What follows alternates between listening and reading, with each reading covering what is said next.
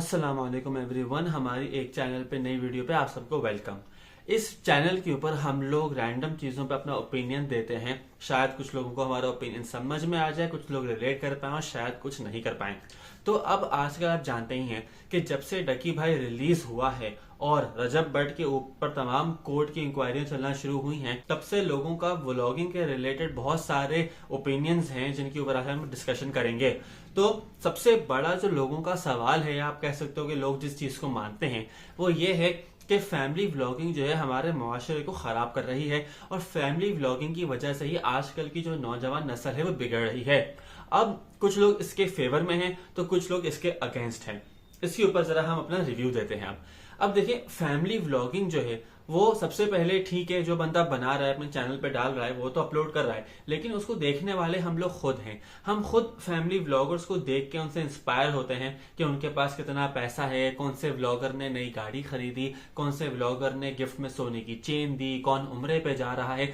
तो ये सारी चीजों में इंटरेस्ट लेने वाले हम लोग खुद होते हैं। हालांकि ऐसा नहीं है कि हम लोग जिंदगी में फारिग हैं, हमारे पास और भी काम होते हैं, लेकिन हम लोग इन व्लॉगर्स की लाइफ में इंटरेस्ट लेते हैं। क्योंकि हम इन व्लॉगर्स की लाइफ में इंटरेस्ट लेते हैं, ये लोग अल्टीमेटली फिर और ज्यादा कंटेंट बना रहे होते हैं। क्योंकि अगर एक व्लॉगर को व्यूज नहीं आएंगे तो वो अपने व्लॉग्स नहीं बनाएगा, वो सिर्फ तब व्लॉग बनाएगा जब उसको व्यूज आना शुरू होंगे, क्योंकि व्यूज से ही उसके पैसे बनते हैं। अब मैं आपको एक रिसेंटली एग्जांपल देता हूं। अभी रजब बट पाकिस्तान जब आया तो उसने अपने व्लॉग में ये दिखाया कि वो सब लोगों के लिए एक गिफ्ट लेके आया, जिसमें उसने कोई सोने की चेन तो शनैल तो वगैरह एंड ऑल दैट। अब जिस तरीके से वो व्लॉग में उसने दिखाया, उससे कमेंट सेक्शन में कुछ लोगों ने ये कहा कि भाई ये बहुत ज्यादा एरोगेंस लग रहा है। लेकिन बात ऐसी है कि भाई ये व्लॉग्स देखने वाले हम खुद हैं, तो जहां इन लोगों की गलती है कि ये इस तरह का कंटेंट प्रोड्यूस करते हैं, वहीं पर ही हमारी भी उतनी ही गलती है कि हम उस तरह का कंटेंट कंज्यूम करते हैं। यानी हम लोग अपने मोबाइल पे या टीवी पे इनकी वीडियोस को लगा के देखते हैं, जिसकी वजह से इन लोगों की हौसला अफजाई होती है और ये और ज्यादा कंटेंट बनाने की कोशिश करते हैं।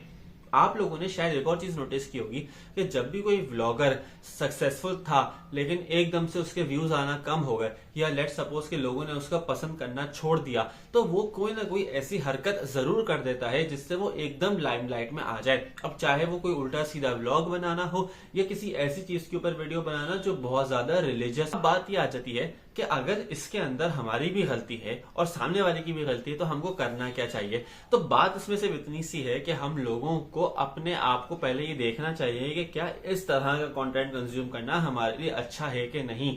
क्योंकि जो यंगस्टर्स इन व्लॉग्स को देख के खराब हो रहे हैं, जो आजकल की सोसाइटी के अंदर जो पैसे का कॉन्सेप्ट आ चुका है कि पैसा हर चीज है, अब चाहे वो आप डाला खरीद के दिखाओ या कोई सोने की चेन पहन के, लेकिन ये कॉन्सेप्ट हमें इन्हीं व्लॉग्स से मिला है। तो हम लोगों को ये चाहिए कि हम अपनी मसरूफियात बढ़ा दें।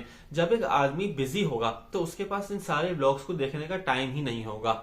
अब जो लोग इन ब्लॉग्स को एंटरटेनमेंट की वजह से देखते हैं, तो at the same time entertainment देखने के लिए और भी चीजें मौजूद हैं जिनसे आप एंटरटेन हो सकते हो। तो चाहे वो कोई मॉर्निंग शो देखना हो या कोई इवनिंग शो देखना हो, कोशिश ये करें कि आप अपने टाइम का एक अच्छा इस्तेमाल रखें। अब क्या इन ब्लॉगर्स को बैन हो जाना चाहिए? तो देखिए, ये बात तो गलत है। अगर कोई चीज आपको नहीं पसंद, अगर कोई चीज आपके हिसाब से सही नहीं है, तो उसको बैन नहीं कर देते, उसको रेगुलेट किया जाता है। यानी हमारी जो भी मिनिस्ट्री इन डिजिटल प्लेटफॉर्म्स को देखती है, चाहे वो पाकिस्तान टेलीकम्युनिकेशन अथॉरिटी ही क्यों ना हो, उनको ये चाहिए कि वो इन ब्लॉग्स को रेगुलेट करें, ताकि इन ब्लॉग्स के अंदर जो चीज दिखाई जा रही है ये वो हो जो हमारे माशरे में बिगाड़ का सबब ना बने। क्योंकि फैमिली व्लॉगिंग ऐसी चीज होती है जिसके अंदर अगर व्यूज ना आए तो लोग फिर अपने फैमिली को दिखा के वो व्यूज हासिल करने की कोशिश करते हैं। क्योंकि आपने भी बात नोटिस की होगी कि जो व्लॉगर अपनी फैमिली को लेके आते हैं उनके ज्यादा व्यूज आते हैं, ज्यादा पैसा कमाते हैं, जबकि जो व्लॉगर सिर्फ खुद आ रहे होते हैं उनके इतने ज्यादा व्यूज नहीं आते, क्योंकि लोग एक ही बंदे को देख देख के थक जाते हैं। लेकिन जब वो बंदा अपनी फैमिली को लेके आता है, जब वो अपनी बहनों को, अपनी माँ को, अपनी वाइफ को लेके आता है, तो उनको एक नया इंसान देखने को मिलता है व्यूवर्स को, तो वो उसके अंदर इंटरेस्ट लेना स्टार्ट कर देते हैं। इसी वजह से हमारी को ऐसी मिनिस्ट्री होनी चाहिए जो इन मामलात को रेगुलेट कर सके कि बंदा जो व्लॉग में दिखा रहा है क्या वो वाकई में दिखाने लायक है, क्या उससे लोगों को एंटरटेनमेंट ही मिल रही है या कोई और तरीका है कि लोगों की अटेंशन स्पैन बढ़ जाए। आई होप कि आप लोगों को समझ में आ रहा हो। लेकिन दैट बीइंग सेड, इसमें गलती किसी की नहीं है, इसमें सिर्फ ये है कि इनको रेगुलेट करने वाला कोई नहीं है। तो जहां किसी व्लॉगर की व्यूअरशिप खराब होना शुरू होती है, वो कोई उल्टी सीधी हरकत करता है और वो फिर वापस अपनी व्यूअरशिप को उठा लेता है और उसके सब्सक्राइबर्स और पैसा आना स्टार्ट हो जाता है। अब यहीं पर ही कुछ लोग इन ब्लॉगर्स को देख के बहुत ज्यादा मोटिवेट होते हैं। उनका ये कहना है कि भाई ये ब्लॉगर्स बहुत ज्यादा पैसा कमा रहे हैं। अब जब इनके पास गाड़ी भी है, घर भी है, बैंक बैलेंस भी है, फेम भी है, लोग तस्वीरें खिंचवाना चाहते हैं, शोहरत है, वर्ल्ड टूर हो रहे हैं, दुनिया घूम रहे हैं, तो फिर पढ़ाई लिखाई करने का क्या फायदा? फिर इंजीनियरिंग या मेडिकल पढ़ने का क्या फायदा? फिर तो बंदा ब्लॉगर ही बन जाए ना। 3-4 सालों में, अगर लेट सपोज आपकी 4 साल की इंजीनियरिंग की डिग्री है, तो 4 सालों में आपका व्लॉगिंग का चैनल तो चलना शुरू हो ही जाएगा। तो क्यों ना हम व्लॉगिंग ही स्टार्ट कर दें। लेकिन देखिए, इसमें बात आपको ये देखने की है कि पैसा हर चीज नहीं होता। पैसा इंपॉर्टेंट है, ठीक है, जहां पे आपको मेडिकल के बिल्स देने होंगे या जहां पे आपको अपनी लाइफ सेविंग्स जमा करनी होंगी, पैसा इज वेरी इंपॉर्टेंट। लेकिन एक टाइम पे आके पैसा आपको हर चीज नहीं दे पाएगा। सबसे इसमें इंपॉर्टेंट चीज है इज्जत। पैसा आपको इज्जत नहीं दिलवा पाएगा। अब आपको क्या लगता है कि ये जो फैमिली व्लॉगर्स हैं, जब ये पब्लिकली जाते होंगे अपने घर वालों से मिलने, रिश्तेदारों से मिलने, तो क्या इनको कोई अच्छी नजरों से देखता होगा? सब लोगों के जहनों में यही होगा कि ये बंदा अपनी बीवी को, माँ को दिखा के पैसे कमाता है। हर बंदे के जहन में यही सोच होगी कि ये पैसा इस तरीके से कमाता है। तो कोई भी पैसा, बल्कि कुछ लोग तो इनके पैसे को हराम समझते हैं कि ये खुद से नहीं, अपनी फैमिली को दिखा के पैसा कमा रहे हैं, तो ये हराम कमा रहे हैं। तो देखिए, यही बात है कि आप हलाल की तरफ जाएं।